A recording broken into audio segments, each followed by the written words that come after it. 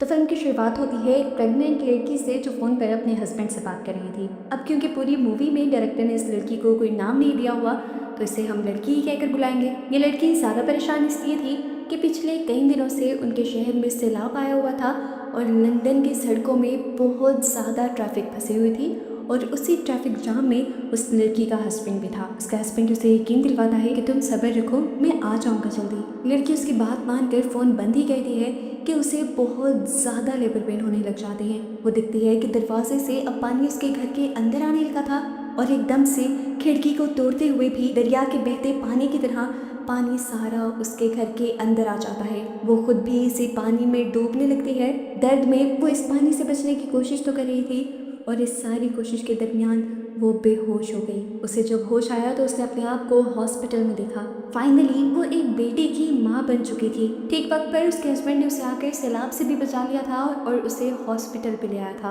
अभी ये लोग अपने बेटे को देखकर खुशी हो रहे थे कि तभी डॉक्टर्स ने उन्हें पास आकर बताया कि उन्हें जल्द ही अपने बेटे का नाम रखते हुए उसका बर्थ सर्टिफिकेट बनाते हुए यहाँ से जाना होगा, क्योंकि सैलाब की वजह से यहाँ पर पेशेंट्स बहुत ज़्यादा हैं और बेड्स बहुत कम। वो लड़की घर जाना चाहती थी पर उसका हस्बैंड उसे बताता है कि उनका घर पूरी तरह सैलाब में डूब चुका है और अब इन्हें अपने गांव जाना होगा। गांव के रास्ते में लोग देखते हैं कि गाड़ियों की लंबी लंबी लाइनें थी। हर कोई सेफ जगह की तरफ जाना चाह रहा था, इसीलिए सिक्योरिटी पुलिस भी यहाँ पर बहुत ज़्यादा थी। वो गांव की तरफ सिर्फ गांव में रहने वाले लोगों को ही जाने दे रहे थे। इस लड़की का हस्बैंड मिन्नतें करता है कि हमें जाने दें, मैं गांव में ही पला पड़ा हूँ और मेरे मॉम डैड भी वहीं रहते हैं। पहले तो ऑफिसर्स उसकी बात नहीं मानते। जब वो बताता है कि मेरे पास एक छोटा सा बच्चा है जो अभी पैदा हुआ है, तो ऑफिसर्स उसकी बात मानते हुए उसे आगे भेज देते हैं। फाइनली ये लोग अब अपने गाँव आ गए थे। लड़के की मॉम और डैड इन दोनों को बहुत अच्छे से वेलकम करते हैं और बच्चे को देखकर बहुत ज़्यादा खुश होते हैं। वो इन्हें बताते हैं कि ये लोग कई हफ्तों तक यहाँ पर आराम से रह सकते हैं क्योंकि इन्होंने कई हफ्ते का खाना और पानी जमा करके रखा हुआ था। लड़की का हस्बैंड देखता है कि पास वाला घर खाली पड़ा है। ये लोग उसे अपना घर बनाने का डिसाइड करते हैं। कुछ दिन की जिंदगी तो अच्छी गुजरती रहती है पर फिर एक दिन इनका भी खाना खत्म होने लगता है। इसी दौरान सबको ये खबर मिलती है कि गवर्नमेंट ने समुद्र के पास शेल्टर्स लगाए थे और वहाँ पर खाने का इंतज़ाम भी किया हुआ था। ये लोग वहाँ जाने का डिसाइड करते हैं, लेकिन इन्हें खबर मिलती है कि वहाँ तक पहुँचना बहुत ही ज़्यादा खतरनाक है। जिस शहर से वो लड़की और लड़का आए थे, लंदन अभी भी पानी से डूबा हुआ था और यहाँ पर सुनामी भी आने का खतरा था। अब ये लोग फैसला करते हैं कि ये खतरा उठाएंगे और खाना लेने जाएंगे, नहीं तो भूख से मर जाएंगे, क्योंकि उस लड़की ने तो अभी कुछ दिन पहले ही एक छोटे से बच्चे को जन्म दिया था।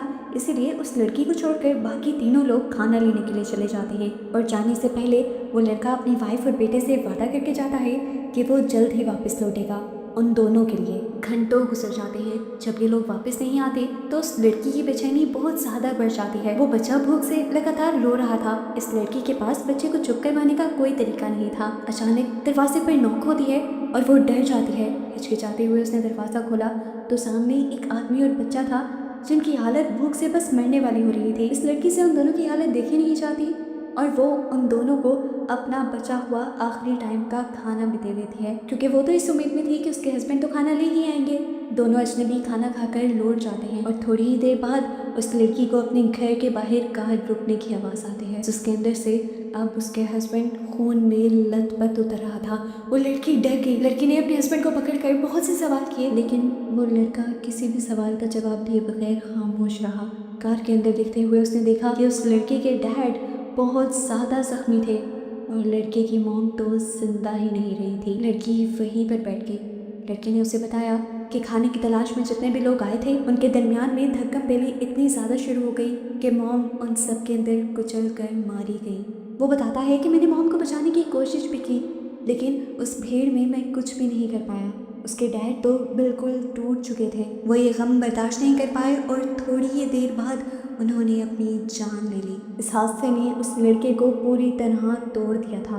वो लड़की यानी उसकी वाइफ उसे हौसला देने की कोशिश करती है और उसे मशवरा देती है कि अब हमारा यहाँ रहना पॉसिबल नहीं है, बेहतर यही है कि हम लोग गवर्नमेंट के बनाए हुए शेल्टर्स में चले जाएं। वो लड़का इमोशनली इतना कमज़ोर था कि फैसला नहीं कर पा रहा था। वो अपनी वाइफ से कहता है तुम अपने बेटे को लेकर चली जाओ, मैं अपने मॉम डैड का घर छोड़कर नहीं आऊँगा। लेकिन वो लड़की भी अपने हस्बैंड को छोड़कर जाने के लिए तैयार नहीं थी।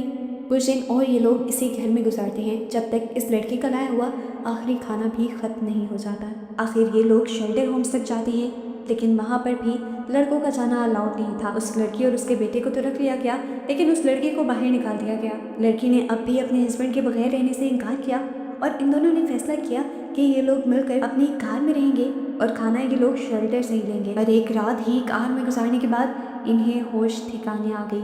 कार में बहुत ज़्यादा सर्दी थी और कार में रहना मुमकिन ही नहीं था। अब अगले दिन जब ये लोग खाने की लाइनों में लगने लगे तो खाने की लाइनें इतनी लंबी थी कि उस लड़के को तो खाना मिल ही नहीं पाया। उसकी वाइफ ने बहुत मुश्किल से लाइंस में लगकर उसके लिए खाना ढूंढा। यहाँ के हालात देखकर लड़का और भी ज़्यादा टूट गया। वो यहाँ से जाने का डिसाइड करता है और अपनी वाइफ को कहता है, तुम मेरे बेटे का अच्छे से ख्याल रखना। आखिर इस लड़की को भी मानना पड़ा क्योंकि वो एक माँ थी। उसके हस्बैंड के जाने के बाद उसे ये शेल्टर काटने लगा था। इतने सारे लोगों में भी वो अपने आप को अकेला महसूस करती थी। और तभी उसकी मुलाकात ना से हुई, जिसका 5 माह का बेटा भी था। ना बच्चों को पालने में बहुत ज़्यादा एक्सपर्ट थी और वो इस लड़की की मदद भी करती थी उसके बेटे को चुप करवाने में। ना उसे बताती है कि ये शेल्टर पहले उन सारे शेल्टर्स से बहुत अच्छा है जहाँ पर वो रहकर आ चुकी है। बाकी शेल्टर्स में चोरियाँ होती हैं, लोग एक दूसरे का मर्डर कर देते हैं खाने के लिए, लेकिन यहाँ पर ऐसा कुछ नहीं होता। अलबत्ता खाने के लिए लड़ाई तो होती है पर ज़्यादा कुछ नहीं होता। फिर भी ज़िंदगी तो यहाँ पे भी सेफ नहीं थी। ना उसे बताती है कि मेरी एक फ्रेंड है बहुत अमीर, उसका एक प्राइवेट आइलैंड है। अगर हम किसी तरह वहाँ तक जाने में कामयाब हो जाएं तो मुझे लगता है कि हमारी लाइफ सेट हो जाएगी। क्या तुम मेरा साथ दोगी वहाँ तक जाने में? लेकिन वो लड़की थोड़ा सा हिचकिचा जाती है क्योंकि उसके साथ उसका हस्बैंड नहीं था और वो बाहर कहीं इंतज़ार कर रहा था उनका। कहाँ इंतज़ार कर रहा था ये भी वो नहीं जानती थी। ये लड़की अपने हस्बैंड के बारे में सोचना बंद नहीं कर सकती थी। इससे पहले कि वो लोग कोई फैसला कर पाते, एक रात उनके शेल्टर्स पर हमला हो जाता है। गन्स और पिस्टल लिए लोग उनके शेल्टर्स में घुस आते हैं और बेदर्दी से लोगों को मारने लग जाते हैं। यहाँ से सारा खाना लूट लेते हैं और यहाँ बुरी अफरा तफरी फैल जाती है। ऐसी अफरा तफरी में ना और वो औरत अपने बच्चों को बचाने के लिए अपने बच्चों को उठाकर यहाँ से भाग जाती हैं। काफ़ी दूर चलने के बाद इन्हें फाइनली एक लिफ्ट मिल भी जाती है। जो लिफ्ट देने वाला बहुत ही बदतमीज था, उसने उन्हें आधे रास्ते में ही छोड़ दिया। वो लड़की तो अब डर रही थी कि अगर उसके हस्बैंड शेल्टर वापस आए तो वो अब उसे कैसे ढूंढ पाएंगे, लेकिन उसे अब ना मजबूत रहने को कह रही थी। वो कह रही थी कि अगर तुमने कदम उठा ही लिया है तो अब तुम्हें मजबूती से उसके ऊपर चलते रहना होगा। वो उसे कहती है, देखो जिंदा रहना सबसे ज़्यादा ज़रूरी है, बाकी सब बातें बाद में। चलते चलते ये लोग एक घर के पास पहुंच जाते हैं जहाँ पर एक आदमी था। वो खाली खाली नजरों से इन दोनों को देखता है और हैरान कुन तौर पर इन दोनों को खाना भी ऑफर करता है उस दुनिया में जहाँ खाना बहुत कम रह चुका था। ये एहसास ऐसा था जैसे इन दोनों लड़कियों को नई जिंदगी मिल गई हो। ये तीनों एक साथ बैठकर आग के पास बातें करते हैं और अपनी अपनी कहानियाँ सुनाते हैं। उस लड़की की कहानी तो सबसे ज़्यादा दुखी थी। सैलाब के दौरान जब ब्रिज टूटा था तब उसकी पूरी फैमिली मारी गई थी, बचा सिर्फ वो। सुबह जब ये लोग उठे तो इन्होंने देखा कि वो लड़का तो पहले ही जा चुका था, लेकिन इनके लिए एक नोट छोड़ कर गया था जिसमें उसने बताया कि अगर वो नौहद की तरफ जाएंगे तो वहाँ से उन्हें बहुत सारी बोट्स मिल जाएंगी जो उन्हें उनकी मंजिल तक पहुँचा देंगी। इन दोनों के लिए तो ये इतनी बड़ी खुशखबरी थी जैसे इन्हें नई जिंदगी मिल रही हो। ये लोग उस तरफ किनारे पर चले जाते हैं, पूरा दिन इंतज़ार करते हैं लेकिन कोई कश्ती नहीं आती। जब इनकी उम्मीद टूटने ही वाली थी तभी इन्हें दूर से आती एक कश्ती नजर आई। इस कश्ती को अपनी तरफ आता देखकर ये दोनों बस पागल ही हो गई थी। ये लोग खुशी में उस कश्ती में बैठ जाते हैं। फाइनली ना अपने दोस्त की आइलैंड की तरफ बढ़ रही थी जहाँ जाकर इनकी किस्मत भी चली कि ना के दोस्त ने इन्हें धोखा नहीं दिया बल्कि बहुत अच्छे से इनका वेलकम किया। फाइनली ये इतने अरसे में पहली मर्तबा था जब इन्होंने पेट भर कर खाना खाया था। आज काफ़ी अरसे बाद ये लोग सुकून की नींद सो रहे थे, लेकिन उसके बावजूद उस औरत के अंदर कुछ खाली खालीपन था। उसे अपने हस्बैंड की याद आ रही थी। उसे अब लगने लगा था कि जैसे सब खत्म हो गया, उसकी फैमिली उससे छिन गई। अब वो अपने हस्बैंड से कभी नहीं मिल पाएगी। कई दिन कई महीने गुजर गए। उसका बेटा थोड़ा बड़ा हो गया लेकिन वो अपने ख्यालों से अपने आप को निकाल ही नहीं पाई। यहाँ पर जो एक बूढ़ी लेडी थी, ना की दोस्त की मॉम, वो उसकी उदासी को महसूस करती थी। एक दिन वो उसके पास आकर बैठी। उन्होंने उसे समझाया, देखो बेटी, अगर तुम अपने पास्ट में ही कैद रहोगी तो अपनी प्रेजेंट की और फ्यूचर की लाइफ कैसे बना पाओगी। देखो तुम्हारा एक बेटा है, तुम्हें उसके लिए भी चलना है, तुम्हें हिम्मत करनी होगी।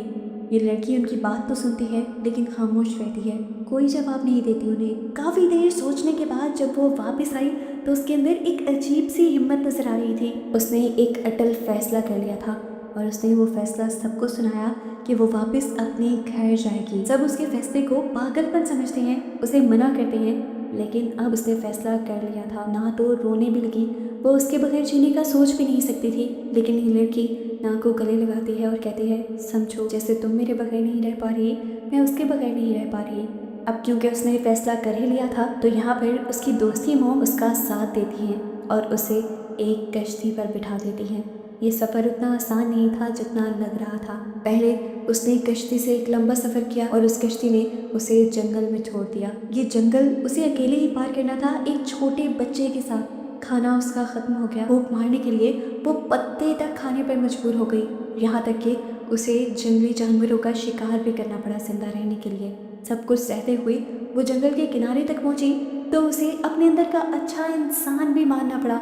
वो यहाँ पर एक कपल की कार चुरा कर भाग गई और फाइनली पहुंच गई लंदन। उसका शहर, उसका घर जो अब पूरी तरह बर्बाद हो चुका था, लाइफलेस हो चुका था, हर जगह यहाँ पर पानी ही पानी था। वो अपने घर आ गई। उसका घर पूरी तरह बर्बाद हो चुका था, लेकिन अब उसने यहीं से एक नई जिंदगी शुरू करने का फैसला कर लिया था, क्योंकि उसे उम्मीद थी कि उसका हस्बैंड एक दिन उसे ढूंढते हुए यहाँ ज़रूर आएगा। कुछ ही देर में उसे यहाँ पर हिलने जुलने की आवाज़ आती है।